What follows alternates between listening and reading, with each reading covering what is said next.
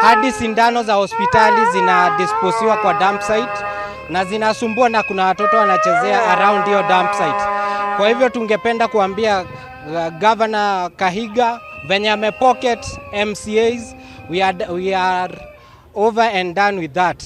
Hapo tumetoka kama wakaaji wa Narumoru na hatumbembelezi tena.